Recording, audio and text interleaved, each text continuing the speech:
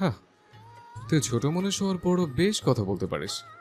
এত কথা কোথায় শিখলে বলতো? কথা কি কারো শেখানো জিনিস? এগুলো তো বুদ্ধিমত্তা দ্বারা তৈরি। আমার মনে হয় আপনার এটার খুব অভাব আছে। আসমাম এবার চেয়ারে কিছুটা আরাম করে বসলো। পায়ের ওপর পা তুলে পা নাড়াতে নাড়াতে বলল, আজকে তোর ভাই ক্যাম্পাসে আমাকে অনেকবার জিজ্ঞেস করলো, কিছুটা শাসন করলো বটে, হুমকি স্বরূপ বাক্য। আমি নাকি তোকে বকেছি আগের বারের মতো, যার কারণে তুই নাকি তেতে গিয়েছিস, কেটে কেটে নদী করেছিস। আমার উচ্চস্বরে কথা অনেক অপছন্দের, তবু কিছু বলতে পারিনি। তাহলে আমার কি হবে রাজরুষ? কালকে তুই যে ব্যবহারটা করলি, বাড়ি এসে মেমনের সাথে কি লোকজন এরকম ব্যবহার করে? আমার তো মনে হয় মেজো মামা তোকে ভালো শিক্ষা দিয়েছিল, কিন্তু তুই গোল্লায় গিয়েছিস। আপনি আমাকে বকেননি সোম ভাই? এটা কিভাবে বলতে পারলেন? গতকাল তাহলে কি আমাকে ভূত প্রেত বকা দিয়েছিল? তুই চুরি করেছিলি, আমি তোকে প্রথমে ভালো মতো একটু জিজ্ঞেস করেছিলাম। এর প্রত্যুত্তরে ঘাড়তারামি শুরু করলো কে? ছি, সিরিয়াসলি আমি ঘাটতারামো করি? সবচেয়ে বড় ঘাটতারা আমাকে এই কথা বলছে? এবার তো আমার হাসিই পাচ্ছে। ঘাড়তারামি করিস না? ইসমাম এবার দাঁতে দাঁত চেপে বলল, এই, তুই ঘাড়তারামি করিস নি তাই না? রাস্তায় ফুলগুলো আমার মুখের উপর ছুঁড়ে ফেলে এসেছিস, সেটাও মানলাম। তোর বাসায় যাওয়ার পর আমার সাথে এমন একটা ব্যবহার করলি, সেটাও মানলাম। তারপর তারপর রাত বেরোতে ফুলগুলো খালি প্লটে ছুঁড়ে ফেলার মানে কি? কাছের জারসও ইচ্ছে করে ফেলেছিস। তোর ভাই আবার আমাকে উচ্চস্বরে শাসাচ্ছে, ব্যাধ বোনের হয়ে ওকালতিও করেছে। দেখ তো হাতে কি হয়েছে। ইসমাম ক্রোধে ফুঁসছে। ইসমাম তার বাম হাতটা দেখালো। ইসমামের বাম হাতে একটা ক্ষত, তবে সেটা সামান্য, একটা আঙুলে মাত্র। আপনার আবার হাত কাটলো কি করে? প্রেমিকার জন্য কেটেছেন নাকি? প্রেমিকার জন্য না, অপ্রেমিকের জন্য। তুই কালকে আমার দেওয়া ফুলগুলি ফেলে দিলি কেন? সেটা আবার আপনার দেয়া ফুল কিভাবে হলো? সেগুলো তো আমি ছেড়েছিলাম। আপনি শুধু ওগুলো নেবেন না বলেই তো আমায় ফিরিয়ে দিয়েছেন। তুই যে একটা গর্ধব, এটাকে সবসময় এই কাজকর্মে প্রমাণ করে যাবি? সারাক্ষণ শুধু তেরিমেরি করে বেড়াস, কিন্তু তোর করটিতে মগজের জায়গা আছে 1450 গ্রামের ঘাস মিশ্রিত গোবর। তুই সবগুলো রঙের ফুল নিস নে, লাল রঙের ফুলটা ছিঁড়তে পারিস নে। কিন্তু আমি তো তোকে লাল রঙের ফুলটা ছেড়ে দিয়েছিলাম। ভাবলাম ছোট মানুষ, শুধু তুই ফুলই চেয়েছিল, তাই মায়া হয়েছিল। কিন্তু তোর মতো চোরের উপর মায়া দেখানো আমার ভুল হয়ে গেছে, বড় ভুল। এই এই বেশি বাড়াবাড়ি রকমের ভুলটা করার কারণে এখন নিজের উপরই রাগ হচ্ছে আমার। এটা কেমন কথা? আপনি জুতো মেরে মালা দান করছেন, আবার বাহাদুরিও করছেন। আমি মানি না। ফুল যখন দেবেনই তাহলে আপনি কালকে বকেছিলেন কেন? ভালো করে বলেই তো পারতেন যে ফুলগুলো আর ছিঁড়ে নষ্ট করিস না, ওগুলো আমি লাগিয়েছি। এতটুকু কথা বলতে আপনার কেন এত গায়ে বাঁধে বলুন তো? আপনি প্রচন্ড পরিমাণে ইগোস্টিক মানুষ, তা কি জানেন আপনি? কথাটা আজরা বেশে জোরেই বলল। সেই কথাটা প্রতিধ্বনির হয়ে তাদের উভয়ের কানে যেন বাজি ফাটালো। আমার সামনে এত জোরে জোরে কথা বলবি না, এটা আমার একদম পছন্দ না। আমি জোরে কথা বলছি না, আপনি কথা বলার জন্য ভুল জায়গা নির্বাচন করেছেন। কালকে অত রাতে কানে ফোন ধরে দাঁড়িয়েছিলি কেন? রাত তখন আনুমানিক 2টা হবে। তাতে আপনার কি? তাহলে মামাকে বলবো তার মেয়ে রাত বেরোতে প্রেম করে বেড়াচ্ছে। গেও ভূতের মতো এসব ধারণা একদম রাখবেন না। রাত বিরাতে ফোন কানে নেওয়া মানেই যে সে প্রেমিকের সাথে ফোন আলাপে মগ্ন, এমন তো না। হতে পারে না আমি কোনো গুরুত্বপূর্ণ কিছু শুনলাম, অথবা নেটওয়ার্ক খোঁজার চেষ্টা করছিলাম। সব সময় বেশি বাড়াবাড়ি কেন করেন আপনি? আপনি কি আমার অভিভাবক নাকি? আমার যদি কোনোদিন মেয়ে সন্তান হয়, তাকে সুশিক্ষায় শিক্ষিত করব। তাকে তোর মতো বেয়াদবের ছায়াও অতিক্রম করতে দিব না। ভেবেছিলাম তোর মন খারাপ হয়তো, আমি বেশি বাড়াবাড়ি করে ফেলেছি, কিন্তু এখন দেখছি না, তুই একটা অভদ্র। তোকে কেউ কিছু একটা বলেছে, সেটা মানবি, ওটা পরবর্তী লাইনে কাকে কি কৌটু কথা শোনাবে সেটার জন্য তৈরি হয়ে থাকে। বড্ড বেয়াদব হয়ে যাচ্ছে সে দিন দিন। আপনার সাথে বেয়াদবি করার ইচ্ছা আমার একান্তই ছিল না। আর আমি আপনার সাথে এখনো কোনো বেয়াদবি করছি না। শুধু আপনি উল্টাপাল্টা বলছেন। আমি আপনার ভুলগুলো ধরিয়ে দিয়েছি। তবুও যদি আপনার এসব বেয়াদবি মনে হয় তবে ক্ষমা করবেন। আপনার সাথে আর কথা বলবো না আমি। আজরা উঠতে চাইলে ইসমাম তাকে হাত ধরে বসিয়ে দেয়। উঠে কোথায় যাচ্ছিস? আমি তোকে যেতে বলেছি। ইসমাম আজরার হাত চেপে ধরেছে। ব্যথা পাচ্ছি তো, আমার ডান হাতে এমনিতেই ব্যথা। ইসমাম দেখলো আজরার ডান হাতের ব্যান্ডেজে কিছুটা রক্ত ভেসে উঠেছে। ইসমাম একটানে সেটা খুলে ফেললো, তারপর নিজের পকেট থেকে একটা সাদা রুমাল আজরার হাতে বেঁধে দিল। আমার সাথে সামনে ফার্মেসিতে চল। আমি আপনার সাথে কোথাও যাব না। চল বলছে। এখন না গেলে একটা থাপ্পড় দিব। তবে আরও ভালো হবে তোকে তুলে আছাড় মেরে এখান থেকে ফেলে দিলে। আমি যাকে তোকে আছাড় মেরেছিলাম তখন ব্যথা পেয়েছিস না? আজরার এই মুহূর্তে গলা ফাটিয়ে চিৎকার করে কাঁদতে ইচ্ছে করছে, না দুঃখে না এই লোকটাকে বিরক্ত করার জন্য। আজরার চোখ পানিতে টলমল করছে। সেই খারাপ ব্যবহার আর অপমান নিতে পারছে না। সবার আহ্লাদ আর আদরে বড় হওয়া আজরার সাথে এরকম একটা বাজে লোক খারাপ ব্যবহার করলো, সেটা সে কখনো মানতে পারছে না। একটা বাইরের লোক কেন তার সাথে খারাপ ব্যবহার করবে? কোন অধিকারে? আজরা চুপচাপ ইসমামের সাথে ফার্মেসি অবধি গেল। কে জানে সত্যি না আবার ফেলে দেয়। থাক, তার থেকে বিনা পয়সায় হাতটা ব্যান্ডেজ করিয়ে নি। তারপর সেখানে তার হাতে ব্যান্ডেজ করা হলো। ইসমাম আজরাকে একটা আইসক্রিমের বক্স কিনে দিল। নে, এটা খা। আজ রুশির মাথা গরম হয়ে গিয়েছে, মাথা ঠান্ডা করা দরকার। তারপর ইসমাম আজরার চোখের পানি কুদু মুছিয়ে দিয়ে বলল, আমি কি তোকে অত বেশি বকেছি? কান্না করছিস কেন? মানুষের আবেগ এত সস্তা হয় না, অনেক মূল্যবান। যখন তখন যেখানে সেখানে ঝরাবি না তো। এসব ন্যাকামো আমার একদম ভালো লাগে না। মাত্রাতিরিক্ত বিস্ময়ে আজরার চোয়াল চলে গেল। এই লোক গিরগিটির মতো কেন রং বদলায়? একটু আগে তো খারাপ ব্যবহার করেছে, নিজেই বকা দিচ্ছিল, এখন আবার আইসক্রিম কিনে দিচ্ছে। আমি কি 4 বছরের বাচ্চা নাকি যে বকা দেওয়ার পর আইসক্রিম কিনে দিলে সব রাগ অভিমান ভুলে যাব? আইসক্রিম হয়ে গলে যাব আমি? আপনার বিয়ের রাতে যখন আপনার বউ বলবে তুমি দিও না গো বাসর ঘরের বাতি নিভাইয়া, তখন আমি আমার সাঙ্গ পাঙ্গ সহ আপনার বাসর ঘরের বাতি নিভিয়ে টর্চের আলো ফেলে আপনাকে বিরক্ত করব। মিলিয়ে নিয়েন আপনি। আর মেলাবেনই বা কি করে? কথাগুলো আপনার মুখের উপর বলতে পারলে কি যে শান্তি লাগতো আমার। তবে আমি একদিন ঠিকই সাহস করে বলে ফেলবো। কি হয়েছে ফটাবাস? হঠাৎ এত নীরবতা কেন? মনে মনে অনেক গালি দিয়ে আমার সব বৃদ্ধি করেছিস। এবার যা, বাসায় যা। আজরা ভালো মেয়ের মতো মাথা নাড়িয়ে বাড়ির সামনে চলে এলো। আজরার মাথায় এবার দুষ্টু বুদ্ধি চাপল। বাড়ির গেটের কাছে এসে আইসক্রিম বক্সটা হাতে নিলেও, তারপর বক্সের ওপর পার্মানেন্ট মার্কার দিয়ে ইসমামের একটা ব্যঙ্গচিত্র আঁকলো, তারপর বড় করে লিখল, ইসমাম ভটকা পাটকাঠি। আইসক্রিমের বক্সটাকে আচ্ছা মতন শাসন করলো। এখন শান্তি লাগছে। এই লেখাগুলো একদিন ওনার মুখে লিখে পালিয়ে যাব আমি। আইসক্রিমটা যেই না ডাস্টবিনে ফেলতে যাবে, তখনই কোথা থেকে ইসমাম এসে দাঁড়ালো। কি ব্যাপার, তুই এটা ফেলে দিচ্ছিস কেন? খাবি না বললেই তো হতো। মানুষের 300 টাকা কি গাছে ধরে?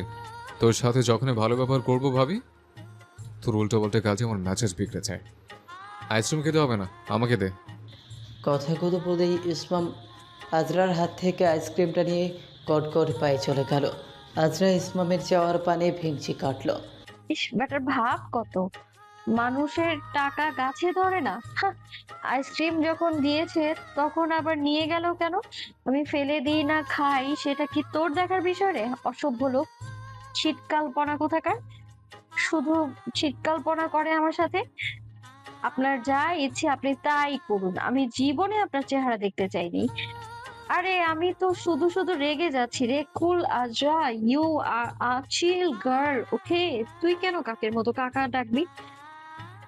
আমি তো কারোর সাথে ঝগড়া করি না, শুধু এই লোকের সাথে আমার ঘুরে ফিরে ঝগড়া কেন হয়ে যায়? ইহা একটি ভাবনার বিষয়, যাহা সারা দিবস ও রজনী ভাবিয়া একাকার করিয়া উল্টাইয়া ফালাইয়া লেও ফলাফল শূন্য। ইস, ওনার যে বিখ্যাত চিত্র এঁকেছি সেটা দেখে ফেললে কি হবে? গ্র্যাজুয়েশন শেষ করেছে, 6 মাস হলো ইয়াকুবের। চাকরি পেতে হবে এই নিয়ে ভীষণ চাপ। অর্থাভাবে চাকরি পেতে হবে এমন না, তবে তাকে প্রতিষ্ঠিত হতে হবে, এটাই তার স্বপ্ন। বেশ কয়েক জায়গায় চাকরির পরীক্ষা দিয়েছে। বর্তমানে চাকরির বাজার চওড়া। ভালো কোম্পানি থেকে রেসপন্স আসা দুর্লভ ব্যাপার। এমনিতেও তার সিজিপিএ তেমন ভালো না। ফার্স্ট ক্লাস হলে কি হবে, এর থেকেও ভালো ভালো প্রার্থী আছে। হঠাৎ আনমনে হাঁটতে হাঁটতে একজনের সাথে ধাক্কা লেগে গেল। ইয়াকুব দেখলো তার শার্টে আইসক্রিম লেগে গিয়েছে। সামনে তাকাতেই দেখলো সামনে একটা পিচ্চি বাচ্চার হাত থেকে তার আইসক্রিম লেগেছে। সরি বলতে চাইলেও তার আগেই পড়ে উঠল। আরে আপনি আপনি এখানে কি করছেন? অপর পাশের মেয়েটাও সমান বিস্ময় নিয়ে বলল, আরে আপনি, এই প্রশ্ন তো আমার আপনাকে করা উচিত। আপনি কি করছিলেন? আমি না হয় বাচ্চা কোলে নিয়ে আসছিলাম। আপনি কি সামনে দেখতে পান না? আপনার চোখ কোথায় থাকে? ইয়াকুব শান্ত স্বরে বলল, এক্সকিউজ মি, মেয়ে মানুষ হয়েছেন বলে সবসময় ঝগড়া করবেন এমনটা কিন্তু না। সবসময় উচ্চস্বরে ঝগড়া করা উচিত নয়। আজকে আপনার ভুল ছিল, আপনার সামনে দেখা উচিত ছিল। তার উপরে এত কেয়ারলেস হয়ে বাচ্চা ক্যারি করছেন। আপনি যেভাবে হাসছেন, সামনে তো একটা খাম্বার সাথে টক্কর লেগে যেত। ভাগ্যিস আমি ছিলাম। তা আপনি তো খাম্বার থেকে কম না। আপনাকে আজকে থেকে না হয় মিস্টার খাম্বা বলেই ডাকলাম। কেমন মা আপনি? নিজের বাচ্চাকে ঠিকমতো সামাল দিতে পারছেন না। বাচ্চাটার কপালটাই খারাপ। না জেনে কথা বলবেন না। ও আমার ভাগ্নি হয়। আমার ভাগ্নিকে আমি কিভাবে দেখবো সেটা কি আপনার থেকেই শিখবো? উটকো ঝামেলার মানুষ দিয়ে ঢাকা শহর ভরা। আমাদের রাজশাহী এর থেকে ঢের ভালো আছে। কথাগুলো বলে আগন্তুক রমণী সেভাবেই হেঁটে চলে গেল। ইয়াকুবের মেজাজের পারদ চওড়া হলো। একে তো আইসক্রিম লাগিয়ে দিয়েছে, তার উপর এত ভাব। ইয়াকুবের যেন কি হলো হঠাৎ করে মনে হলো পেছনে ফিরে একবার তাকানো উচিত। পেছনে ফিরে তাকাতেই দেখলো সেই মেয়ে তাকে তার লম্বা জিভ পার করে ভেঙচি কাটলো আর থামস ডাউন দেখালো। ইয়াকুব বড় চোখ করে তাকালো। এটা মেয়ে না টন্ডাডু, কি তীক্ষ্ণতা তার নজরে! এটা আবার বাসায় গিয়ে ধুয়ে পরিষ্কার করতে হবে। উফ। ইয়াকুব শার্টের থেকে ক্রিমগুলো মুছতে লাগলো। সে যেতে যেতে বারবার পেছনে তাকাতে লাগলো।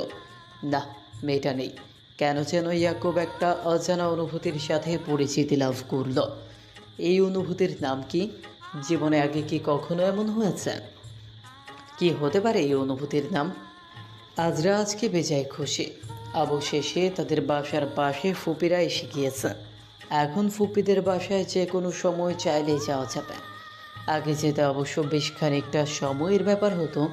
তবে এখানে একটা বিরক্তিকর ব্যাপারও আছে, যা কয়েকদিন যাবৎ স্থায়ী হবে। তার বড় চাচা এসেছে, যার স্বভাবে লোকের কাজে খুদ ধরা। আজরার সারা শরীর ঘেমেনে একাকার, দৌড়াদৌড়ি করছে। এ বাড়ি থেকে ওই বাড়ি, এদিক থেকে ওদিক ছুটে বেড়াচ্ছে। তার যেন আনন্দের সীমা নেই। আজরা তার ফুফাতো বোন সানাকেও অভিযোগের স্বরে বলল, না, এই জিনিসটা ওই দিকে রাখ, তাহলে বেশি সুন্দর লাগবে। তোর রুমটা যে কেন এমন লাগছে, একটা আসবাবও সুন্দর লাগছে না, মনে হচ্ছে ক্রিম বিস্কিটের প্যাকেট। এটা কোনো কথা? কোন পাগলের পাল্লায় পড়ে গোলাপি রং করাতে গেলি বলতো? আরে আজরা আপু, তুমি কি খালি গোলাপি রং দেখছো? সামনে যে অফ হোয়াইট কালারের আছে সেটা দেখছো না? অথেন্টিক বস দিবে। তাই তো বললাম বিস্কুটের প্যাকেট। ভাই, তুই মেয়ে হয়েছিস বলে কি গোলাপি রং লাগাতে হবে সর্বত্র? রুমটা পুরোটাই বারবি গানের সেট লাগছে। আমার মনে হচ্ছে তুই কিছুদিন পর এই রং দেখে নিজেই নাক ছিটকানো শুরু করবি। আরে না, এমন কিছুই হবে না। আমার মনে এক জায়গায় স্থির, আমার মতোই। হুম, ফ্যানের পাখার মধ্যে স্থির। চেয়ারটা ভালো করে ধর আর আমাকে পর্দা লাগাতে দে। তোকে ফুপি ফুপা কিভাবে এমন একটা খ্যাত মার্কার রং রুমে করার অনুমতি দিল, আমি না বুঝতেই পারি না। আর এইদিকে আমার আম্মু আমার নিজের পছন্দের একটা হেয়ার ক্লিপ পর্যন্ত কিনতে দেয় না। তার ঘোর তোর আপত্তি আমার পছন্দের উপর। আহারে আজরা আপু, তুমি তো বড় ফাঁদে ফেসে গিয়েছো। সমস্যা নেই, বিয়ের পরে তোমার শাশুড়িটা অনেক ভালো হবে। জামাই তোমাকে সারাক্ষণ আদর করবে। বাধা ধরা জীবন থেকে মুক্তি পাবে একমাত্র বিয়ের মাধ্যমে। অনেক ভালো একটা কথা বলেছিস। আই লাভ ইউ টেকুমতি। বুদ্ধিমতী মেয়ে তুই, আমার ভালো বোন তুই, ঠিক বলেছিস। এখন একমাত্র মুক্তির পথ বিয়ে। আজকে থেকে মিশন অতি সত্বর বিবাহ এর কার্যক্রমের সূচনা করতে হবে। আমি এদিকে ওইদিকে ছেলে খুঁজে বেড়াবো, ছেলেদের সাথে ফ্লার্টিং করব, তারপর ভালো সুদর্শন বড়লোক একটা স্বামী রেখে বিয়ে করে নেব, যে আমাকে অবাধ স্বাধীনতা দেবে। কি ঠিক বলেছি না? হ্যাঁ, একদম ঠিক বলেছ। আমিও তাই করব। তুই কেন করবি? তোর তো এই জীবনে অবাধ স্বাধীনতা আছেই। তোর মুখে এসব মানায় না একদমই। মাত্র ক্লাস 9-এ পড়ে তুই এখনই বিয়ের চিন্তা করিস, হ্যাঁ? মাত্র কোথায়, তুমিও তো মাত্র ইন্টার ফার্স্ট ইয়ারে পড়ো। আরে তাতে কি, কিছুদিন পরেই তো 18 বছর পূর্ণ হবে। এই তো আর একটা বছরের, না না, একটা বছর না, কয়েক মাস, 8-9 মাসের ব্যাপার হতে পারে। যাই হোক, এখন থেকে খুঁজতে শুরু করে দিলে 18 হওয়ার পরপরই বিয়ে করে অবাধ স্বাধীনতা উপভোগ করতে পারবো। তুই আমার মিশন অতি সত্বর বিয়েতে আমায় হেল্প করবি? ইয়েস বাস, তুমি হচ্ছে আমার অনুপ্রেরণা। আমি তোমার জন্য সব কিছু করব। আচ্ছা তুই এখানে থাক, বাকি ঘরের পর্দাগুলো আমাদের বাসায় আছে, সেগুলো নিয়ে আসি। আচ্ছা ঠিক আছে। সানার রুম থেকে বেরিয়ে এসেছে আজরা।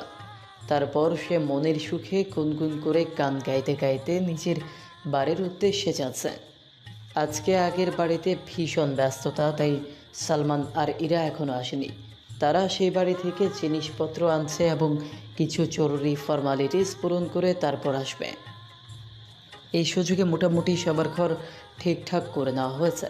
ইসমাম নিজের রুমে কাউকে ঢুকতে দিচ্ছে না, আর তার নিজেরও কোনো ঠিক ঠিকানা নেই। আজরা শান্তিতে আছে।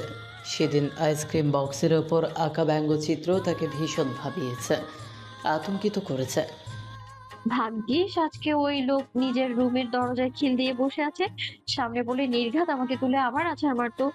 এমনিতেও যে লম্বা হয়েছে, পাটকাঠির মতো শরীর হলে কি হবে, আমাকে তুলে আছাড় দিলে আমি শেষ। ওনার থেকে নির্দিষ্ট দূরত্ব বজায় রেখে চলাই ভালো। এমনকি ওনার নজরে ত্রিসীমানার মধ্যে না আসা আমার জন্য সর্বোত্তম। কথাগুলো ভাবতে ভাবতেই আজরা ভাবনার সাইড বাড়ি দিতে দিতে প্রধান দরজার কাছে গেল। বেখেয়ালি হলো আর অমনি ইসমামের সাথে ধাক্কা লেগে পড়ে গেল। এক ধাক্কায় শেষ জামিনে গড়াগড়ি, সারা গায়ে ধুলোবালি মেখে পিছড়ি এক অবস্থা। ক্যাটক্যাটের শব্দ করে অস্পষ্ট স্বরে বলল, হায় আল্লাহ, আমার কোমরটা আজকে আর কোমর থাকলো না রে, ভেঙে টুকরো টুকরো হয়ে গেল। হায় হায় হায়, আমার এখন কি হবে? আমার অতি সত্বর বিয়ে করার মিশনটাই এই কোমর ব্যথা জলাঞ্জলি দিয়ে গেল দে। পাল্টা কথা বলার মাঝেই তার মস্তিষ্কে প্রশ্ন উদিত হলো যে সে আসলে কার সাথে ধাক্কা খেয়েছে। দেখলো ইসমাম হাত ভাঁজ করে দাঁড়িয়ে আছে, তার চোখে মুখে কৌতূহল। মন বলছে সে জানতে চাইছে এসব অতি সত্বর বিয়ের মানে কি।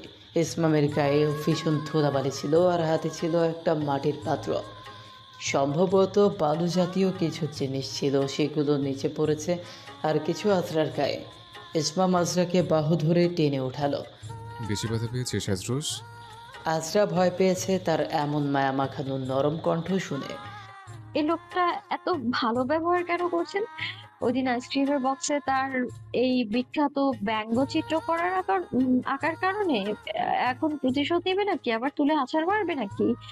নাকি খাওয়ার তালে বক্সের ঢাকনা তার চোখ এড়িয়ে গেছে, কে জানে। তোর গায়ে 12 লেগেছে, দাঁড়া আমি পরিষ্কার করে দিই। ইসমাম তার হাতে থাকা কাপড়টা দিয়ে আজরার গা ছেড়ে পরিষ্কার করে দিল। আজরার এখনও বিস্ময়ের ঘোর কাটেনি। আজরার হাত পা কাঁপতে লাগলো।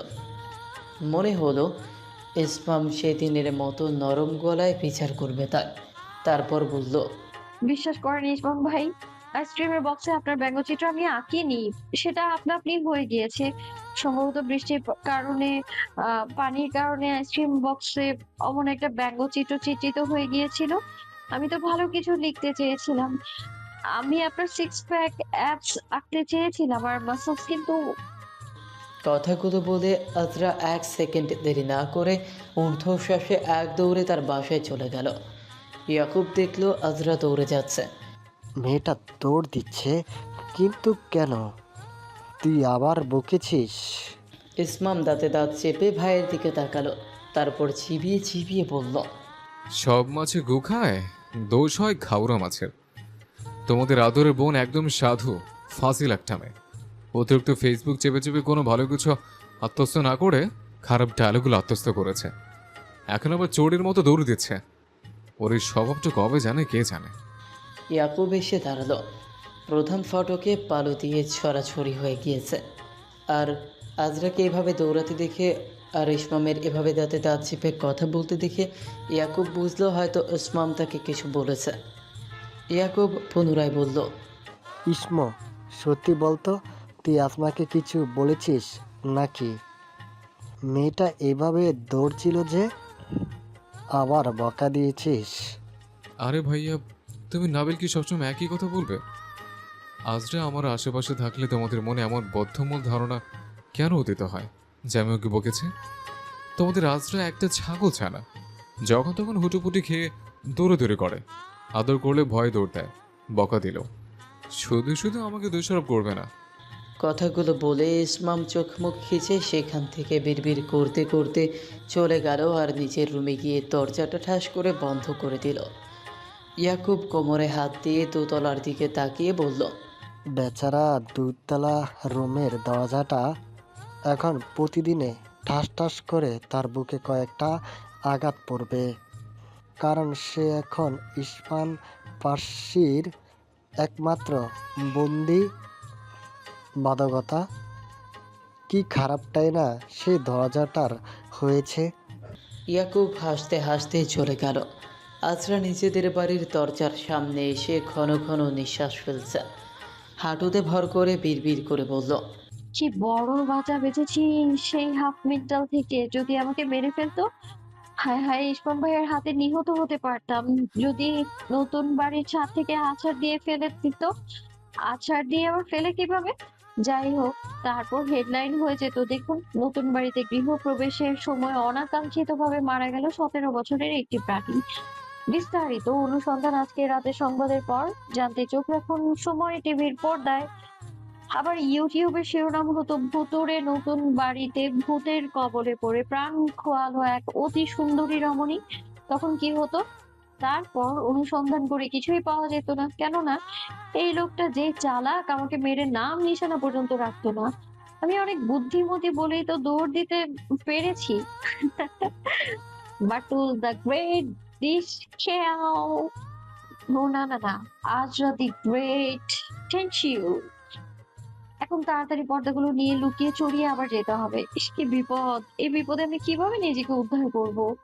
বিধি, তুমি বলে দাও, এই বিপদ উদ্ধার করার রাস্তাটা কোথায়? বিধি কিভাবে বলবে? এখন তো আমার জেমিনাইকে জিজ্ঞেস করতে হবে। আজরা দরজা খুলে সোফায় হাত পা ছড়িয়ে আম্মু বলে হাঁক দিচ্ছে।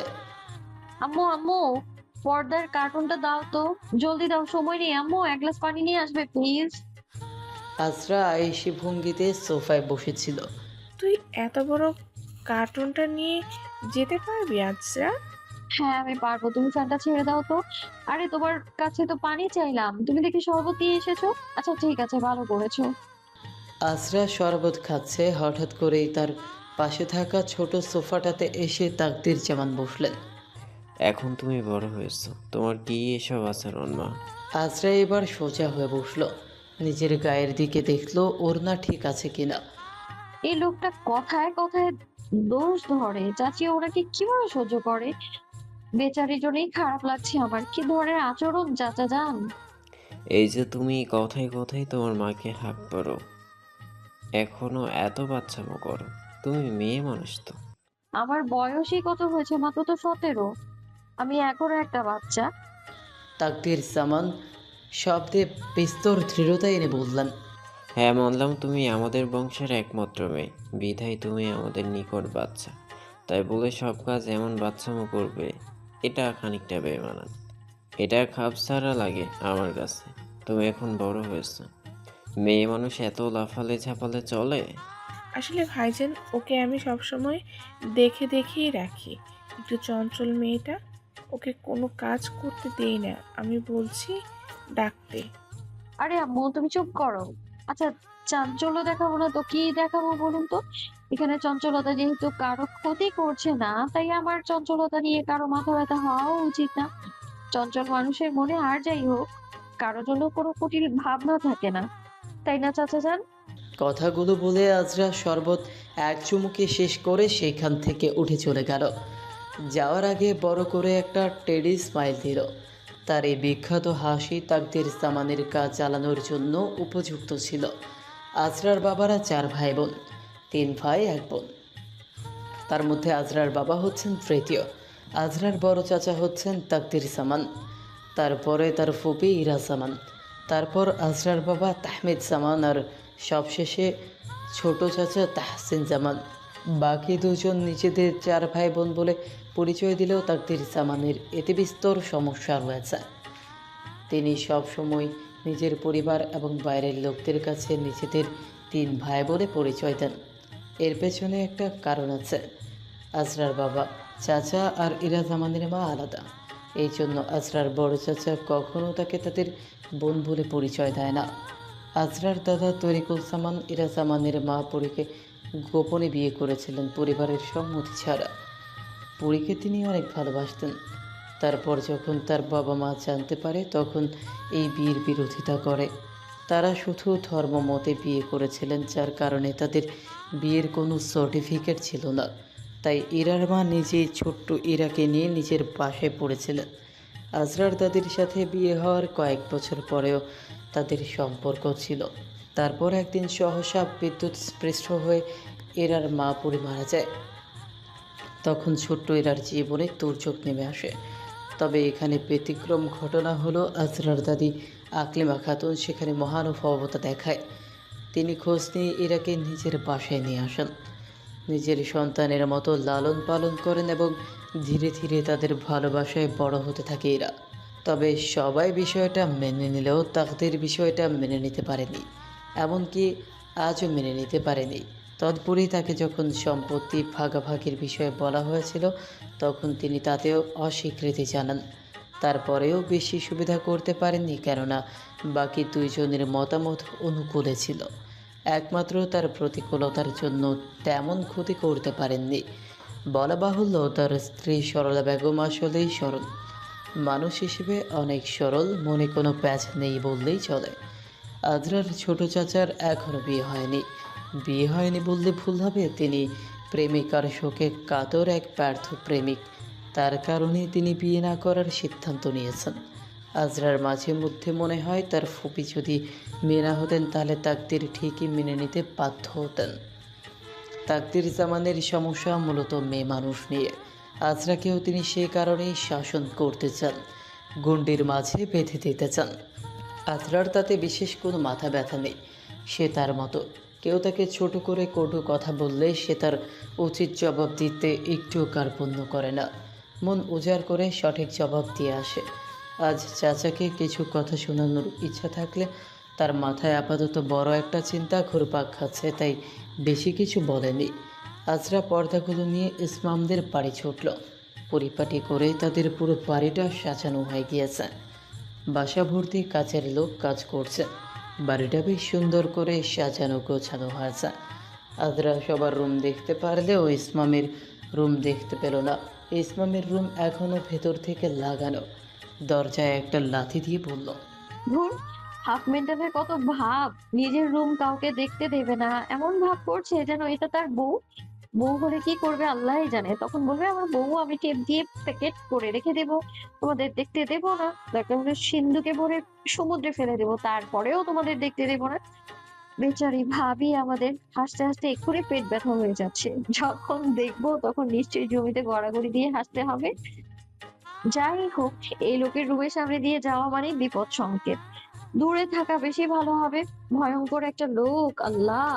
ওনার আশেপাশে থাকলেই কেমন শীতলতা অনুভব হয়, লাশ ঘরের মতো শীতলতা। সেদিনের মতো বাড়িঘরের কাজ সব শেষ হয়েছে। ঘরবাড়ি সব পরিষ্কার পরিচ্ছন্ন করা হয়েছে এবং প্রয়োজনীয় আসবাবপত্র সব নিচের জায়গা মতো রাখা হয়েছে। ইরা বেগম রাতের খাবারে সবাইকে একসাথে রেখেছেন। সবাই আজ আসলেও আজরার ছোট চাচা আসেনি। তিনি তার নিজের দুনিয়ায় ব্যস্ত মানুষ। তিনি এক ধরনের ভবঘুরে মানুষ বলা যায়। শুধু নিজের বেঁচে থাকার জন্য যতটুকু প্রয়োজন ততটুকুই, এর বেশি না। তিনি কোনো অনুষ্ঠানে অংশগ্রহণ করেন না, এমনকি কোনো পারিবারিক সমারোহেও অংশগ্রহণ করেন না। সবাই খাবার টেবিলে বসে আছে। সব সময়ের মতো সবাই বসে থাকলেও নায়ক সেজে সমারোহের মধ্যমণি হয়ে থাকা ইসমাম এখনও আসেনি। আজরা বুঝে পায় না এই লোকটার সমস্যা কি, সব জায়গায় কেন তাকেই নায়ক সাজতে হবে। সানার গায়ে ঢলে পড়তে পড়তে বিড়বিড় করে বলল, মুভির নায়কদের মতো সব সময় দেরি করে আসবে যেন সবার নজর তার দিকেই থাকে। হাফ মেন্টাল কোথাকার। তারপর সিঁড়ি দিয়ে নামবে আর আমরা হা করে দেখবো। ওরা চলার ভঙ্গি দেখে 2-4 জন হুমড়ি খেয়ে পড়বে। তারপর তার জন্য কিছু বিয়ের সম্বন্ধ আসবে, উনি কালো শার্টের হাতা গোটাতে গোটাতে তার রিজেক্ট করে দেবেন। আর কি দরকার হয়? পুরোই সিনেমা গো, সিনেমা, নিখা চলচ্চিত্র, দা সিনেমা। আজরার বড় চাচি সরলা বেগম একের পর এক কথা বলে যাচ্ছেন, অথচ তার স্বামী কোনো কথা ছাড়া চুপচাপ বসে আছে। আজরা নাবিলের কানে হালকা করে বলছে, আচ্ছা ভাইয়া, তোর এই জিনিসটা কতটা যৌক্তিক মনে হয় বলতো? তিনি ফুপিকে 2 চোখে সহ্য করতে পারে না, নিজের বোন বলে স্বীকার করে না, অথচ তার দেয়া রাতের খাবারের দাওয়াতে ঠিকই এসেছে। জিনিসটা কেমন আজব না? উনি হচ্ছেন অমন টাইপের যে কিনা মানুষের দেয়া দাওয়াতে ঠিক হয়ে আসবো, খাবার খেয়ে আবার অপর মানুষের মতো চলে যাব, পিঠ পিছনে দুর্নাম করবো, মাগার খাওয়া ছাড়বো না। রাজকীয় ভাবটা আমাদের জাতের মধ্যে আছে, এটা প্রমাণ করতে হবে না? এটাই বাঙালির নিয়ম, বুঝলি? দেখতে পারবে না ঠিক আছে, কিন্তু খাবার ছাড়া যাবে না। আর যাই হোক, খাবারের দাঁত মিস করা মানে অনেক কিছু মিস করা।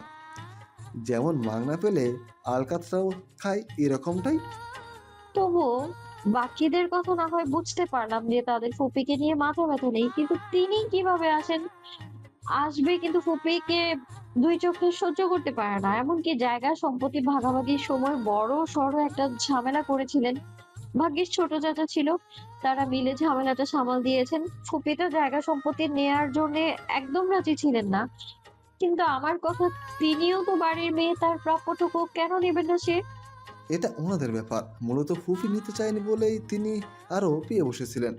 সবার জন্য ডাইনিং টেবিলে খাবার সাজানো আছে, তবে ইসমাম এখনও আসেনি। ইরাদ আমান নাবিলকে ইসমামকে ডেকে আনার জন্য বললেন, এই জলহস্তি, যা তো, আমার পায়ে ব্যথা করছে, সারাদিন অনেক কাজ করছি। না না, আমি যেতে পারবো না, তুমি যাও। তুই যাবি নাকি তোকে একটা ঠাটিয়ে কানের নিচে দিব বলতো? না, আমি কিছুতেই যাব না। তুই যাবি তো তোর ঘাড় যাবে। ঘাড় গেলে নিয়ে যাও, আমি যাব না। তাদের কথার মাঝখানে ইসমাম নেমে এলো এবং সবার সাথে বসল।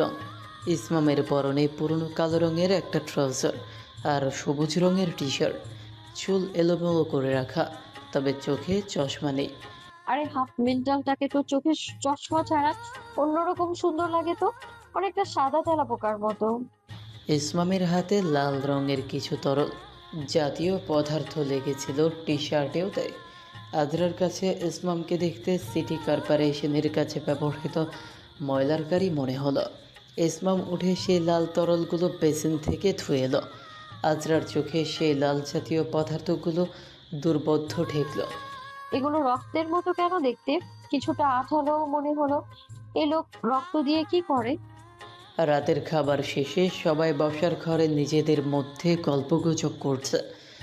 আজরা শুধু ভাবছে তার বড় চাচা কি পরিমাণ স্বার্থপর হলে খাওয়ার সময় একটা কথা না বলে শুধু নিজের মতো গলধকরণ করেছে। নাবিল অনেক আগেই বাসায় চলে গিয়েছে ক্লান্তির অজুহাতে। ইসমাম পুনরায় নিজের ঘরে খিল দিয়ে বসেছে। দুনিয়ার কে কী ভাবলেও তার তাতে কিচ্ছু যায় আসে না, যার কারণে আত্মীয়দের মধ্যে অহংকারী ছেলে হিসেবে একটা নির্দিষ্ট পরিমাণে কুখ্যাতি অর্জন করেছে ইসমাম। ইয়াকুব ভদ্রতার খাতিরে এখানে বসেছে কিছুক্ষণের জন্য, তাই সানা আর আজরাকেও বসতে হয়েছে। তাকদির সামানের 2 ছেলে সজীব আর সানভিও এখানে আছে। এর মধ্যে সজীব বড় আর সানভি ছোট। বেচারা সজীবের ফোনে বারবার কল আসছে, সম্ভবত গার্লফ্রেন্ডের সাথে কথা বলার জন্য উসখুস করছে, কিন্তু বড়দের মাঝখান থেকে যেতে পারছে না। আজরা মেয়েটাকে দেখেছিল শেষবার যখন সজীবের নতুন ব্যবসার খুশিতে তাদের বাসায় দাওয়াতে গিয়েছিল। বেশ সুন্দর আর স্টাইলিস্ট। আজরা সজীবের দিকে চাইলে বেচারার দুঃখ ভরা চেহারাটা নজরে আসে। আজরা ইশারায় বোঝায়, তুমি এখান দিয়ে উঠে যাও। সজীব তাকে মনে মনে কৃতজ্ঞতা জানালো। অনেকক্ষণ হয়েছে তার বড় চাচার বিখ্যাত ডায়লগগুলো শুনতে আর ভালো লাগছে না। এমনকি সানভীর নিজের বাবা হওয়া সত্ত্বেও তারও নাজেহাল অবস্থা। সানভি হুডি মাথায় তুলে আড়ালে ইয়ারফোন লাগিয়ে তার বাবার দিকে তাকিয়ে আছে, আর তার বাবা ইশারা করলে পীরের মুরিদদের মতো মাথা ঝাঁকাচ্ছে। তাদের কথার মাঝখান থেকে সজীব এক কোণা দিয়ে উঠে চলে গেল। ফোন কানে নিয়ে সে মহানন্দে কথা বলতে বলতে ছাদের দিকে চলল। তাকদির সাহেব রাশভারী কণ্ঠে বললেন, সালমান বাড়িটা তো করেছো, কিন্তু আমি বুঝলাম না এত টাকা খরচ করার কি প্রয়োজন ছিল? বাড়ির ভিতরে ডেকোরেশন করে তাকে যথেষ্ট ছিল না? বাড়ির বাইরে এত ডেকোরেশন, একটা ছোট সুইমিং পুলও বানিয়েছো, সেটার পিছনে এত টাকা খরচ করার আমি কোনো কারণ দেখি না। এমনিতেও তুমি এতিম, কোনো আত্মীয় নেই, তোমার যাদের সাথে পাল্লা দিতে তুমি এত খরচ করেছো। এতিম শব্দটা শোনার পর আজরার বুকে খচ করে উঠল। ইয়াকুব রেখে কিছু বলতে চাইলে ইরা তাকে থামিয়ে দেয়। ইয়াকুব এই দুনিয়াতে তার মাকে সবচেয়ে বেশি ভালোবাসে, তাই কথা বলতে না পেরে চোখ মুখ কুঁচকে বসে রইল। আজরার বলতে ইচ্ছা হলো, এখানে এতিম বলে তার ফুপাকে রীতিমতো হেয় করা হচ্ছে। কারো বাবা মা নেই, এটা কি তার দোষ? কথায় কথায় এই প্রসঙ্গ টেনে সালমান সাহেবকে খোঁচা দেওয়া একটা খারাপ অভ্যাসে পরিণত হয়েছে তাকদির জামানের। ভাইজান, এটা নিতান্তই শখের বশে করা হয়েছে। আমি বাজেটের দিকটা খেয়াল রেখেই করেছি। তবুও ভবিষ্যতের জন্য টাকা কড়ি জমা করতে হবে তো। তোমার 3টা ছেলে মেয়ে, তাদেরকে কে দেখবে? তাদের জন্য যা প্রয়োজন এবং যেভাবে প্রয়োজন ততটুকু রাখার পরেই বাড়িটা করা। তবুও তুমি ঠিক করোনি, এগুলো বিলাসিতা ছাড়া আর কিছুই না। এগুলো নিয়ে তো আর কেউ মাটির নিচেই যেতে পারবে না। ইয়াকুবের মেজাজ বিগড়ে গেল। একে তো এই লোক তার মায়ের ভাগের জায়গা সম্পত্তিতে হাত দেওয়ার চেষ্টা করেছিল, তার উপর সারা বছর তার মাকে বিভিন্নভাবে তার হক থেকে বঞ্চিত করেছে, এখন আবার এত বড় বড় কথা বলছে। ইয়াকুব তেতে উঠল, তারপর বলে উঠল, উনি মাটির নিচে নিতে না পারলেও মাটির উপরে যারা থাকবেন তাদের সুখের জন্য এই ব্যবস্থা করেছেন। অন্তত পক্ষে আমার বাবা যে বিলাসিতা করছেন, এমন সেটা নিজের টাকায়, নিজের ভাগের টাকায়, তাই তিনি বড়াই করছেন। অন্যের ভাগের টাকায় বিলাসিতা করতে চাননি। বাবা যা করেছেন তাতে আমরা সবাই সন্তুষ্ট। তাহলে আপনার কেন সমস্যা হচ্ছে বড় মামা? নাকি যাক জমছে আপনার বাড়িটাকেও ছাড়িয়ে গিয়েছে, যার জন্য আপনার এত চিন্তা? ছোট মানুষ হয়ে কেন বড়দের মাঝে কথা বলছো? ইসমাম সিঁড়ি দিয়ে পকেটে হাত গুজে নামতে নামতে বলল, বড় মামা, একটা 26 বছরের ছেলেকে আর যাই হোক, বড়দের মাঝখানে কথা বলার মতো ছোট আপনি বলতে পারেন না। আমরা তো আন্ডার 15 না যে নিজেরটাকে বিলাসিতা আর পরেরটাকে বিলাসিতা করার মধ্যে পার্থক্য বুঝতে পারবো না। আমার বাবার কিন্তু আবার অন্যের হক ধ্বংস করে দেওয়ার স্বভাব নেই বড় মামা। যারা অন্যের হক নষ্ট করে তাদের আপনি এর আগে নিশ্চয়ই দেখেছেন। ইসমামের নরম স্বর অথচ বিস্ফোরক শব্দ যেন সোজা তাকদির জামানের ট্যাগ বিস্ফোরিত হলো। কথাগুলো বলে ইসমাম একটা বাঁকা তাচ্ছিল্যের হাসি দিয়ে রান্নাঘরের ফ্ল্যাক্স থেকে গরম পানি ভরে ওয়াটার বটলটা নিয়ে আবার চলে গেল। আজরার এখন মাটিতে গড়াগড়ি দিয়ে হাসতে ইচ্ছে হচ্ছে। বহু কষ্টে পেটে চেপে বসে রইল। ইয়াকুব মাথা নিচু করে হাসছে। তার বড় মামা যে কথাগুলো বলে তেমন একটা সুবিধা করতে পারলো না সেটা তারা বুঝতে পারলো। তাকদির জামান সানভীর দিকে আশার দৃষ্টিতে তাকিয়ে আছেন যদি তার ছেলে তার হয়ে প্রতিবাদ করে, কিন্তু ইয়ারফোন কানে দেওয়া সানভীর কানে একটা শব্দ পর্যন্ত গেল না। সে শুধু বাবার দিকে নিষ্পাক চেহারা নিয়ে তাকিয়ে রইল। আজরা বুঝতে পারছে এখন বড়দের মাঝখানে একটা ছোটোখাটো ঝগড়া হবে, কিছুটা কথা কাটাকাটি হবে, তারপর তার বড় চাচা এই আসন ছেড়ে চলে যাবেন। উফ, দেখতে ভীষণ মজা লাগবে। আজরা এখন পাশের বাড়ির আন্টিদের ভূমিকা পালন করবে, যাদের প্রধান কাজ কথা লাগানো হলেও দ্বিতীয় কাজ মনোযোগ দিয়ে ঝগড়া উপভোগ করা। আজরার চিন্তা অনুযায়ী তাই হলো। 21 বছরের একজন ছেলের সাথে কথাই না পেরে তার বড় চাচা সেখান থেকে উঠে চলে গেলেন। এই সানু, চল তো, এখানে আর মজা হবে না, বড় চাচা উঠে চলে গিয়েছে। চল আমরা তোর রুমে যাই। আচ্ছা তুমিও যাও, আমি আসছি। আমি আইসক্রিম নিয়ে আসি, তোমার জন্য রেখেছিলাম। শীতের মধ্যে আইসক্রিম দারুণ হবে। সানার ঘরে যেতে হলে ইসমামের ঘর পার করে তারপর যেতে হয়। আজরা ইসমামের রুমের সামনে দিয়ে যাওয়ার সময় কেমন যেন একটা ঠান্ডা হাওয়া বোধ করল। হঠাৎ বয়ে যাওয়া এই বাতাসে তার সারা গায়ে শিহরণ তুলল, সাথে ভেসে এলো সুন্দর একটা ফুলের ঘ্রাণ। কি ব্যাপার, এই লোকের রুমের সামনে থেকে এত ঠান্ডা হাওয়া? মানলাম এখন শীতকাল, বাইরে ঠান্ডা, কিন্তু এই রুমের ভেতর থেকে এত ঠান্ডা হাওয়া আসছে কেন? বাতাসটা এত বেশি ঠান্ডা ছিল যে হঠাৎ করেই গা হিম হয়ে আসার জন্য যথেষ্ট। ইসমামের রুমের দরজাটা হালকা করে খোলা ছিল। আজরা কৌতূহলবশত উকি দিল। উকি দেওয়ার পর প্রথমে তার হঠাৎ করে কেমন ধোঁয়াশা ধোঁয়াশা অনুভব হলো। তারপর সে দেখল ইসমামের ঠোঁটের কিনারায় কারো লাল জাতীয় তরল পদার্থ গড়িয়ে পড়ছে। তার হাত ভর্তি লাল তরল, ফ্লোরের জায়গায় জায়গায় কিছুটা লাল তরল পড়ে আছে। আর ফ্লোরে একটা বিড়াল শুয়ে আছে যার শরীর রক্তাক্ত। বোঝা যাচ্ছে যে এগুলো তার রক্ত, এবং ইসমামের গায়ে থাকা রক্তগুলো বিড়ালের গা থেকে এসেছে। আজরা মনে মনে দোয়া ইউনুস পড়তে থাকলো। ভয়ে তার সারা শরীর কাঁপছে। তার মানে সে যা ভেবেছে তাই। এই লোকটাকে মানুষের রক্ত খেকো ভ্যাম্পায়ার নাকি? এতদিন রূপকথার বইগুলোর মধ্যে যেসব ভ্যাম্পায়ারের বর্ণনা পড়েছে ঠিক তেমনটাই লাগছে। তারা ক্ষুধার্ত থাকলে যে কোনো প্রাণী ধরে তাদের রক্ত শুষে খেয়ে ফেলে, এমনকি তারা কচি কচি মেয়ের রক্ত খায় আর কলেজা আস্ত চিবিয়ে খায়। এখানে একমাত্র আজরাই আছে যার বয়স এখন 18-র নিচে, আর সানা তো তার নিজের বোন। তার কি সে আর ক্ষতি করবে? ইসমাম ভাই কি বেঁচে নেই? এটা কি কোনো বহুরূপী? আহারে, এখন কি হবে? ইসমাম ভাইকে কি করে ফিরিয়ে আনবো? এই শীতের মধ্যে আজরার ঘাম ছুটে গেল। আজরা দরজার সামনে থেকে সরে যেতে চাইল, তবে স্নায়বিক দুর্বলতার দরুন তখনই পিছলে পড়ে গেল। উঠতে চাইলে সেখানে রাখা শোপিসের নড়বড়ে হওয়ার আওয়াজ এলো। ইসমাম সেদিকে তাকায়। তার চাহনি ভয়ঙ্কর ঠেকলো আজরার দৃষ্টিতে। সারা মুখের জায়গায় জায়গায় লাল তরল লেগে আছে। আজরার তাকে দেখে জঙ্গলি মানুষ খেকো মনে হলো।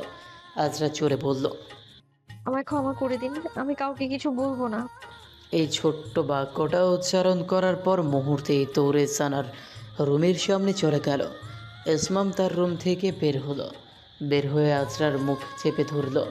তারপর তাকে টেনে তার রুমের ভেতর নিয়ে এসে দরজা লাগিয়ে দিল। কি হয়েছে? তুই এইভাবে ভূত দেখার মতো দৌড়ে পারলি কেন?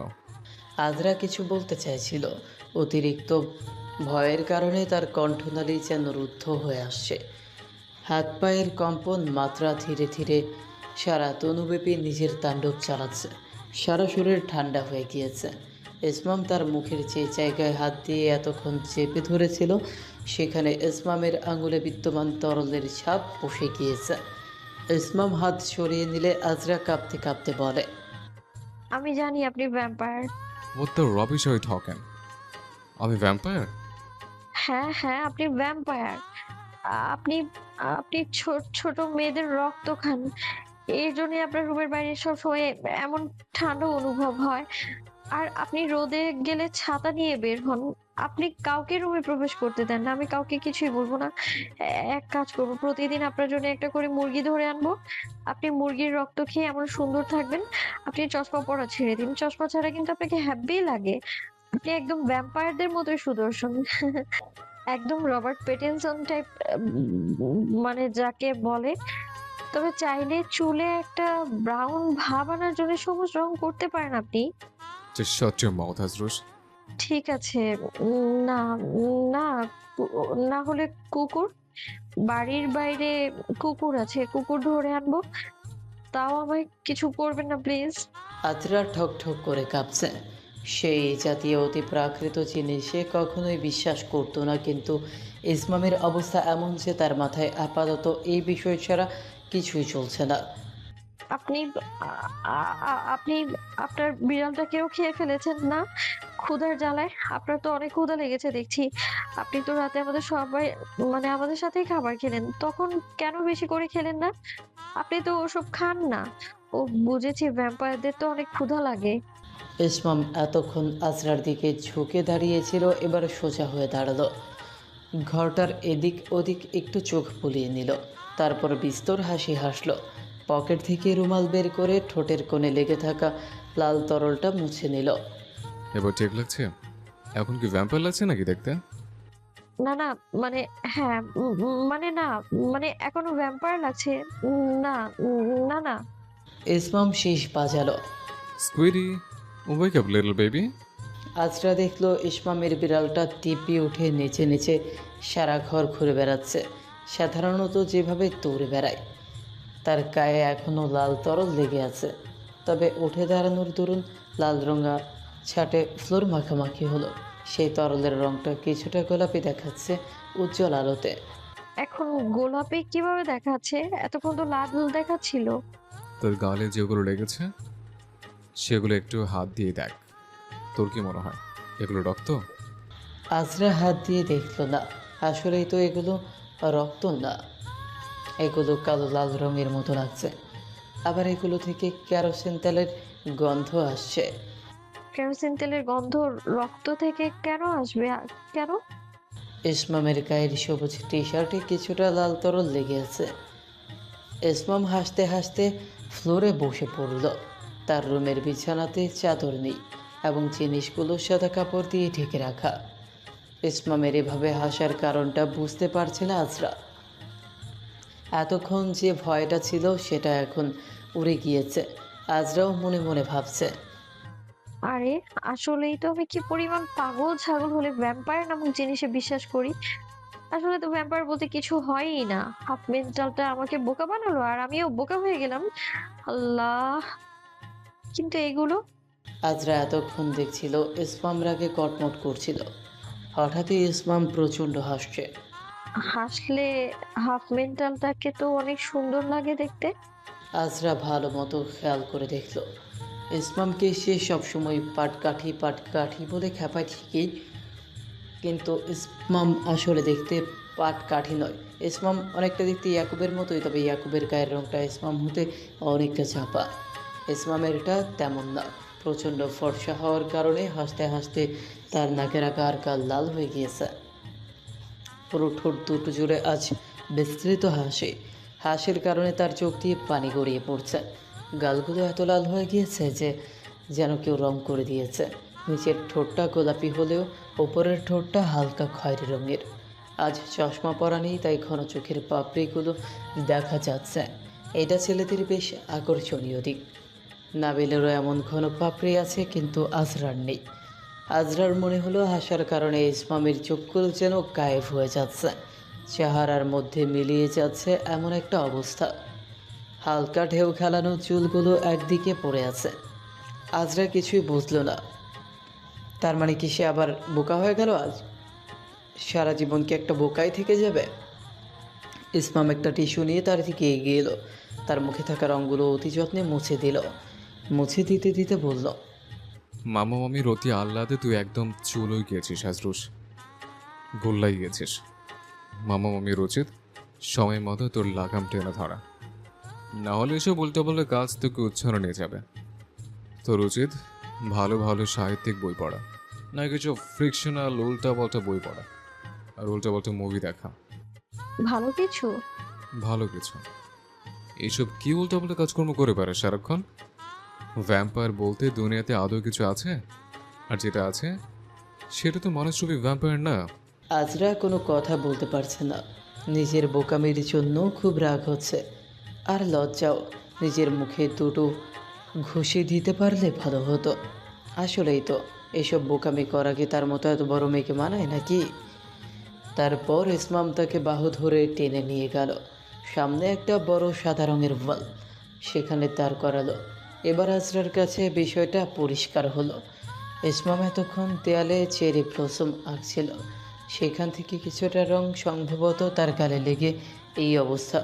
দূর থেকে দেখতে কিছুটা রক্তের মতো লাগছিল।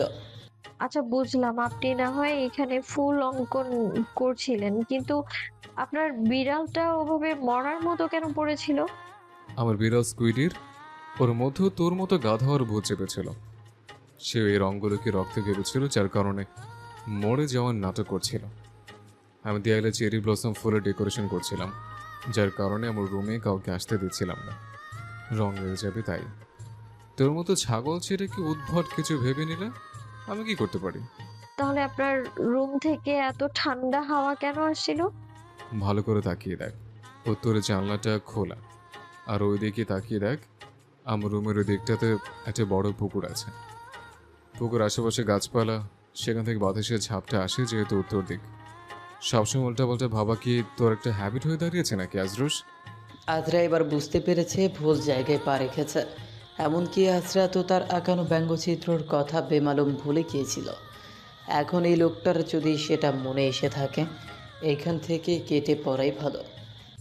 ঠিক আছে, আমি ভুল বুঝেছি, কোনো সমস্যা নেই। আপনি ভালো মানুষ, আমি এখন যাই। কথাগুলো বলে চলে যেতে চাইলে ইসমাম আবার তার হাত টেনে ধরে। শোন, বিনা অনুমতিতে লোকজনের ঘরে নজর দেওয়া কিন্তু একটা বড়ই অপরাধ।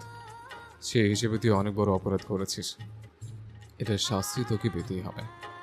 তার উপর আবার সেদিন আইসক্রিম বক্সের ওপর আমার এত বড় একটা ব্যঙ্গচিত্র। আমি ভটকা পাটখাটি, তাই না? না না, আপনি ভোটকা হতে যাবেন কেন? ভোটকা তো আমি। আমি একটা ভোটকা। আপনি একদম ঠিকঠাক আছেন, ফিট একদম ছবির হিরোদের মতো আপনার বডি। যে কোনো মেয়ে আপনার বডি দেখলে ফিদা হয়ে যাবে, গ্যারান্টি। আপনি শুধু 2 দিন বাড়ির রাস্তায় মাটি কাটবেন, আপনার জন্য আমাদের ভারী ভাবি খুঁজতে হবে, একদমই কষ্ট হবে না, পারফেক্ট বডি তো। আজরা থামস আপ দেখালো, তারপর সেখান থেকে দৌড়ে পালানোর চেষ্টা করলো। ইসমাম তাকে আবার টেনে ধরলো, দাঁতে দাঁত চেপে বলল, কোথায় যাচ্ছিস বারবার? আমি কি তোকে যেতে বলেছি? ওইদিকে সানা আজরা আপু বলে চিৎকার করছে, কিন্তু আজরার কোনো খোঁজ খবর নেই। আজরা বলতেও পারছে না যে সে কোথায়। আজরা বিড়বিড় করছে, আরে বোন, তোকে কি করে বোঝাই আমি এই ভোটকা পাটকাঠি থুকু হাফ মেন্টালটার গুহার ভেতর থেকে বলির পাঠা হতে এসেছিলাম। এই ইল ম্যানার্ড মেয়ে, তাকা আমার দিকে। কি বলছিস বিড়বিড় করে? একে তো তুই আমার এত বাজে একটা ব্যঙ্গচিত্র এঁকেছিস, তার উপর আবার বিনা অনুমতিতে আমার রুমে ঢুকেছিস, রুমের দরজা দিয়ে ওকে দিয়েছিস, আবার আমাকে ভ্যাম্পার বলেছিস, আবার আমাকে সারাক্ষণ কি যেন একটা নামে আমাকে ডাকতে থাকিস। কি মনে করিস সেগুলো আমি নোটিস করিনি? এখন তো এটার শাস্তি তোকে পেতেই হবে। কথাগুলো বলেই ইসমাম একটা বালতি টেনে এনে আজরার ওপর ঢেলে দিল। ঘটনাটা এত তাড়াতাড়ি হলো যে পলকের ঝলকে আজরা কি হচ্ছে তা বুঝে উঠতে পারল না। আজরা তার গায়ে হাত দিয়ে দেখলো চিটচিটে লাল রং তার গায়ের ওপর। মানে কি, সম্পূর্ণ লাল রঙের বালতিটার তরলগুলো ঢেলে দিয়েছে তার উপর। কিছুটা আঠালো, খানিকটা রক্তর মতোই রং, তবে গন্ধটা কেরোসিন তেলের। তার মানে এগুলো পেইন্ট। আজরার ভীষণ মেজাজ গরম হলো। আপনি আমার গায়ে এগুলো কেন ঢাললেন? আমার চুলগুলো নষ্ট হয়ে যাবে তো এখন। নষ্ট হলে হোক, তাতে আমার কি? তুই যে কুকর্মগুলো করেছিস এগুলো তার জন্য সামান্য শাস্তি। ও শাস্তি? দাঁড়ান, আপনাকে দেখাচ্ছি মজা। আজরা এক বিন্দু ভয় পেল না, উল্টা তার গায়ের থেকে লাল কিছুটা রং নিয়ে ইসমামের মুখ বরাবর ছুঁড়ে মারল। তারপর তার হাতে লেগে থাকা তরলগুলো ইসমামের দুই গালে আর চুলে ঘষে ভরিয়ে দিল। ইসমাম রঙে পুরো মাখামাখি। আজরা তারপর দরজা খুলে দিল এক দৌড়। যাওয়ার আগে পেছনে ফিরে একটা ভেঙচি কাটতেও ফুলল না, কিন্তু বেশি দূর সুবিধা করে যেতে পারল না। পায়ে রং লেগে থাকার কারণে সে কিছু দূর গিয়ে পিছলে পড়ল। যদিও কোমরে ব্যথা পেলেও তারপরেও উঠে আবার দৌড় দিল। দৌড় দিতে দিতে আজরা সবার নজর কাটিয়ে সদর দরজা পেরিয়ে বাগানে চলে গেল। আজরা হাঁটু ধরে হাঁপাচ্ছে। বড় বাঁচা বেঁচে গিয়েছি হাফ মেন্টালটার থেকে। অসভ্য কোথাকার বান্দর বিলাই, হনুমানের খালু, শিয়ালের আব্বা, পেতনির ভাসুর, ডাইনির জামাই, বাসি চানাচুর, ভেজা পাটকাঠি, সবুজদের মুরগির খামারের গোবর। আ পারলে আমি তোর সবকটা চুল ছিঁড়ে শাক রান্না করে নদীর পাড়ে দিয়ে আসতাম হাঙ্গরদের কাছে। আমি বদদুয়া দিলাম, তোর বউ হবে একটা বিচ্ছু, আর তোকে জ্বালিয়ে জ্বালিয়ে মারবে, তোকে ঘিয়ে ভেজে সস দিয়ে চিবিয়ে চিবিয়ে খাবে, রোজ তোর কাটা ঘায়ে মরিচের ঝাল দিবে। দেখিনিস তুই, মিলিয়ে নিস আমার কথা। আমার সারা শরীর রং দিয়ে ভরিয়ে দিয়েছে, এখন এগুলো আমার বাসায় গিয়ে ধুতে কতটা কষ্ট হবে। এসব প্রলাপ বকতে বকতে আজরা হঠাৎ পেছন থেকে কারো পায়ের আওয়াজ পেল। আওয়াজের দিকে তাকাতেই দেখলো ইসমাম আসছে, তার হাত আরও একটা বালতি, তার মুখে বাঁকা হাসি। আজরা দৌড়াতে লাগলো আর ইসমাম তার পেছনে দৌড়াচ্ছে। দৌড়ানোর এক পর্যায়ে তারা সুইমিং পুলের কাছাকাছি এলো। তারপর আজরা থেমে গেল। ইসমাম তার বাম হাতটা চেপে ধরল। আজরা ভয়ে ইসমামের টি শার্ট আরেক হাতে সে তার উপর আরেক বালতি রং ঢেলে দিল। তবে এগুলো রং লাগলো না আজরার কাছে। মনে হলো কালো কালো পানি। পানি ছিল কি? কেমন লাগলো? আমার মুখে রং লাগানো সাহস কত বড়! আমার সাথে লাগতে আসবি, একদম ছাদ থেকে ধাক্কা মেরে ফেলে দেব। তোর কলিজে বড় হয়ে গিয়েছে তাই না? একদম ভয় পাস না আমাকে। দাঁড়া, দেখাচ্ছি মজা। এই কথা বলেই ইসমাম আজরাকে ধরে পানিতে ফেলে দিল। আজব দেশের আজব সুইমিং পুল আর তার মালিক বিকট শব্দ করে আজরা শরীরের আধারে আছড়ে নিজেকে বিসর্জন দিল। আজরা পড়ার পর আগাগোড়া সম্পূর্ণ ভিজে গেল। আজরার রাগে মাথার রগ দপদপ করছে। কিছুক্ষণ পানিতে স্থির হতে চেষ্টাও করলো। হঠাৎই পতনের দরুন নিঃশ্বাস নিতে কষ্ট হলো। ইসমাম এখনও সেইখানে দাঁড়িয়ে হাসছে। কোমরে হাত দিয়ে বলল, কেমন লাগে আজরুস? ছোট মানুষ, ছোট মানুষের মতোই থাকবে। এত কিছু দুষ্টুমি সারাক্ষণ। রিভেঞ্জ দিতে চাও বাচ্চা মেয়ে? আমার পেছনে লেগে থাকা তাই না? তোকে কে বলেছে আমার ঘরে দরজা উকিয়ে দিতে? তোকে কে বলেছে আমার ওসব ব্যঙ্গচিত্র আঁকতে? শুধু শুধু আমার সাথে শত্রুতা করিস তাই না? ফলাফল মাদ্রিদ 0, বার্সেলোনা 3। মাদ্রিদ আবার কাম ব্যাক করবে ইসমাম ভাই। আমি শত্রুতা করি তো 100 বার করব, 1000 বার করব, সারা জীবন করব। শত্রুতা কি দাঁড়ান দেখাচ্ছি আমি। এই কথা বলে আজরা ইসমামের পা ধরে দিল টান। সাথে সাথে ইসমাম পিছলে পড়ে সুইমিং পুলে তলিয়ে গেল। সাথে মাথায় জোরে সরে একটা আঘাত পেল। আজরা পানিতে ভাসতে ভাসতে ব্যঙ্গাত্মক স্বরে বলল, কেমন লাগে ফুপুর মাইজ্জা পোলা? বলেছিলাম না রিয়াল মাদ্রিদ কাম ব্যাক করবে। ইসমাম তখনও হা করে নিঃশ্বাস নিচ্ছে আর আজরার দিকে এক দৃষ্টিতে তাকিয়ে আছে, যেন বাক্যরা দুয়ারের আধারে রুদ্ধ। আজরা করে বসলো এক অভাবনীয় কাণ্ড। ইসমামের চুলের মুঠি ধরে 2 বার পানিতে চুবানি দিল। অতঃপর সেখান থেকে কোনো মতে নিজেকে বাঁচিয়ে উঠে দিল একটা ভোঁদর। শীতে কাঁপছে তার সর্বাঙ্গ। যেতে যেতে খানিকটা উঁচু স্বরে বলল, রিয়াল মাদ্রিদ 4, বার্সেলোনা 0। ইসমামের বাচ্চা 4 কোণার চাঁদ, দেখতে কালা গুয়ের দলা। ইসমাম মাথার আঘাতপ্রাপ্ত স্থানে হাত দিতে দিতে বলল, হোয়াট? এসব কোন ধরনের ফালতু বেহুদ কবিতা ছিল? তোকে আমি ছাড়বো না, দেখে নিস। এর প্রতিশোধ আমি সুদে আসলে উঠাবো। আজরার মা বাবা এখনও সেই বাসায়। একে তো এত ঠান্ডা, তার উপর আবার ঠান্ডা পানির মধ্যে এত রাতে কাক ফেঁচা হাওয়া। আজরা তাড়াতাড়ি করে নিচের রুমে প্রবেশ করলো। পেছন থেকে নাবিলের আওয়াজ এলো, কি ব্যাপার তোর এই অবস্থা কেন? এরকম বেজা বিড়াল হয়ে ঘুরছিস কেন? এটা তো তোর জানতে হবে না মটকা হাতি। তুই তো সারা বাড়িটা লাল রং আর কালো রং দিয়ে নোংরা করে দিল্লি জলহস্তি। দরজাটা ভেতর থেকে আটকে দে, আমি ওই বাসায় যাচ্ছি। তাতে তোর কি? তুই তো কামলা সাফ কর। যত সব আপদের সাথে দেখা হয় জীবনে। নাবিল ইসমামদের বাগানে আসতে আসতে দেখলো ইসমাম মাথায় হাত দিয়ে খুঁড়িয়ে খুঁড়িয়ে হাঁটছে। তার গায়েও লাল কালো রং, সারা শরীর ভেজা। খানিকটা সন্দিহান হয়ে বলল, এই কি ব্যাপার কি? আজরার তোর একই অবস্থা কেন? তোর এই অবস্থা কি করে হয়েছে বলতো? তুই কি আমার বোনকে মেরেছিস? ইসমামের যত রাগ আছে সব গিয়ে বজ্রপাতের রূপে পড়ল নাবিলের উপর। তো একটা কথা বলবি না নাবিল, ঘুষি দিয়ে তোর নাক ফাটিয়ে দেবো আমি। চুপ কর। হায় আল্লাহ, এদের আবার কি হলো? সবাই আমাকে ঝাড়ে দিচ্ছে। এই আমাকে একদম ঝাড়ে দিবি না। আমি তোর 2 মাসের বড়, মনে রাখিস। 1 দিনের বা 2 সেকেন্ডের বড় হলেও তো বড়। সেই জায়গায়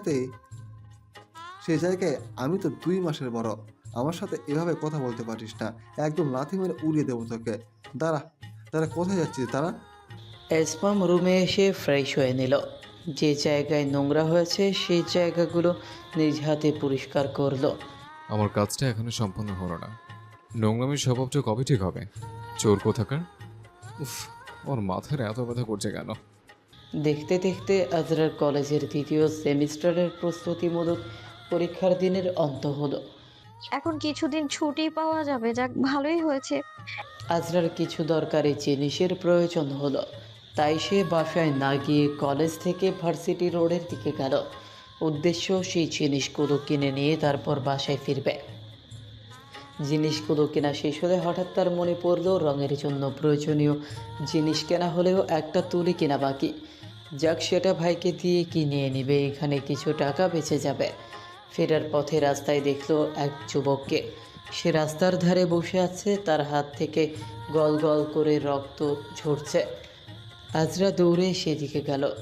এ কি, আপনার হাত দিয়ে তো রক্ত ঝরছে ভাইয়া। আপনি কি দেখছেন না নাকি? এই যে ভাইয়া, এক্সকিউজ মি, আপনার কি মাথা ঘোরাচ্ছে? ছেলেটা আজরার দিকে মাথা তুলে তাকালো। আজরার তার চেহারাটা দেখে ভীষণ মায়া হলো। ছেলেটা শ্যামবর্ণ বলেই চেহারাটা দেখতে ভীষণ মিষ্টি। খাড়া নাক, টানা টানা আঁখি যুগল, চিকন ভ্রু, পাতলা ঠোঁট, মুখ ভর্তি দাড়ি। আজরা একবার ভাবলো ছেলেদের চেহারা এত মিষ্টি হয় তা কখনো জানা ছিল না। আমি ঠিক আছে ম্যাজিক্যাল গার্ল, তোমার চিন্তা করতে হবে না। কিন্তু আপনার হাত দিয়ে রক্ত গড়িয়ে পড়ছে, ইনফেকশন হবে তো। কোনো সমস্যা নেই, আমি ঝরতে দিছি তাই এমন। ঝরতে দিচ্ছেন তাই মানে? বেশি রক্ত পড়লে আপনার শরীর খারাপ করবে, একটু দাঁড়ান। আজরা নিচের ব্যাগ থেকে একটা সাদা স্কার্ফ বের করলো। আরে কি করছো? আজরা তার ব্যাগে থাকা পানির বোতলটা ছেলেটার হাতের ওপর ঢেলে দিল। ছেলেটা একটু ব্যথাতুর ধ্বনি করে উঠল। আরে তুমি কি করছো? কোনো প্রয়োজন নেই। আপনি একটু চুপ থাকুন। বয়সে বড় বলে বেশি বোঝেন আপনি। আমি ছোট হলেও এতটা ছোট নই যে আমাকে আপনি উল্টাপাল্টা বুঝিয়ে দিতে পারবেন। ছেলেটি উঠতে চাইল, হয়তো তার মাথা চক্কর দিল, তাই আবার বসে পড়ল। আজরা সাবধানে পানি হাতে ঢেলে পরিষ্কার করে দিল। ছেলেটা শুধু মুগ্ধ দৃষ্টিতে আজরার দিকে তাকিয়ে রইল। আপনার হাতটা তো অনেক গভীরে কেটেছে। জানেন, হাত কাটলে অনেক ব্যথা করে। সেদিন আমারও হাত কেটে গিয়েছিল, কি যে ব্যথা। তার উপর ডান হাত, কিন্তু আপনার ভাগ্য ভালো, আপনার বাম হাতটা কেটেছে। তাই আপনার ভাত খেতে কোনো সমস্যা হবে না। তবে আজরা মিষ্টি একটা হাসি দিল। তারপর তার ব্যাগ থেকে বের করা স্কার্ফটা ছেলেটার হাতে বেঁধে দিল। তুমি কেন তোমার মূল্যবান স্কার্ফটা নষ্ট করলে? আরে সমস্যা নেই, আমি টিফিন খেতে গিয়ে প্রায় অর্ধেক স্কার্ফে খাবার ফেলে স্কার্ফ নষ্ট করে ফেলি। তাই একটা এক্সট্রা ক্যারি করি। আজকে এটা আপনার কাজে লেগে গেল। আর কখনো অসাবধানতা করবেন না। আর জলদি একটা ডক্টরের কাছে গিয়ে ব্যান্ডেজ করে নেবেন, হ্যাঁ? না হলে আপনার রাতে জ্বর আসতে পারে, এমনকি হাতটা প্রচন্ড ব্যথাও করতে পারে, একটু ফুলেও যেতে পারে, মানে কলা গাছ বা বট গাছ হতে পারে। ছেলেটা চোখ বন্ধ করে হাসল, অতঃপর স্বরে খানিকটা আদালতের রেশ টেনে বলল। তুমি তো ভারী মিষ্টি একটা মেয়ে। সবাই তাই বলে, তবে আমার ভাইয়া আমায় জলহস্তি বলে। আজরার বাচ্চা সুলভ কথা শুনে ছেলেটা হেসে দিল। আজরা তাড়া দিল তাকে।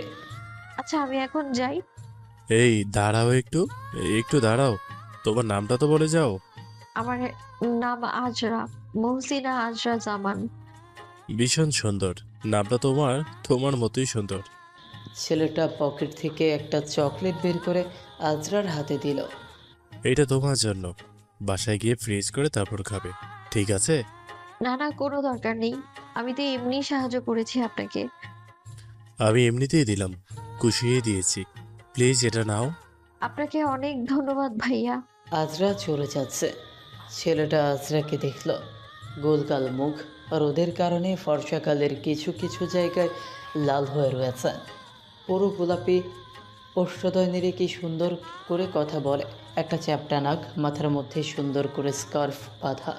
তারপর ওষ্ঠাধর জুড়ে বিস্তৃত হাসি ধরে রেখে বলল, কলেজ থেকে ফিরেছে হয়তো, ছোট্ট একটা মেয়ে, অথচ সারা মুখ ভর্তি কি মায়া আর যত্ন করলেও জানে। বর্দ মতো কথা বলে, অনেক মিষ্টি করে কথাও বলে। তুমি বাড়ি মিষ্টি দেখতে আজরা, তোমার নামটাও আজরা। আজরা কি আজরা, তোর বাসায় আসতে এত দেরি হলো কেন? আম্মু, কোথায় দেরি হয়েছে? মাত্র আধা ঘন্টাই তো। দরকারি জিনিসপত্র কিনতে গিয়েছিলাম, পরীক্ষা শেষ তো তাই। আবার গেল না বলে যাবি না খবরদার। আচ্ছা যা, জলদি মুখ ধুয়ে ফ্রেশ হয়ে নে। ইয়াকুব আসছে একটু পরে। আসবে? আজকে তো আসার কথা না, পরীক্ষা শেষ না। তোর সাথে আর আমাদের সাথে যেন কি জরুরি কথা আছে, তাই আসবে। কি আবার জরুরি কথা? ঠিক আছে। আজরা গোসল করে ভাত খেয়ে নিল। ভাত খাওয়া শেষ করতে করতে ইয়াকুবকে আসতে দেখা গেল। ইয়াকুব এসে বসার ঘরে বসলো। হাতে তার 2 বাক্স মিষ্টি আর 1 আর 2। আজকে আজরার বাবা বাসায় ছিল। তাহমিদ সাহেব বললেন, কি ব্যাপার ইয়াকুব, এত দই মিষ্টি যে? হ্যাঁ মামা, আপনাদেরকে একটা খবর দিতে এলাম। আমার রাজশাহীতে চাকরি হয়েছে। সামনের মাস থেকে জয়েন করতে হবে। তোমাকে অভিনন্দন। এটা তো অনেক খুশির খবর ইয়াকুব। আমার অনেক গর্ববোধ হচ্ছে, আমার ভাগিনা এত বড় একটা কোম্পানিতে চাকরি পেয়েছে। অনেক ধন্যবাদ মামা। নিসা বেগম পাকের ঘর থেকে বড় একটা বাটিতে কি যেন নিয়ে এলেন। ইয়াকুব বাবা গাজরের লাড্ডু বানিয়েছে। এত খুশি একটা খবর, তুমি এত বড় একটা চাকরি পেয়েছো। নাও মিষ্টি মুখ করো। অনেক ধন্যবাদ মামি, দোয়া করবেন আমার জন্য। আজরার তো মাথায় হাত। এই চাকরির পর সবচেয়ে বড় ক্ষতিকর সম্মুখীন আজরাই হতে চলেছে।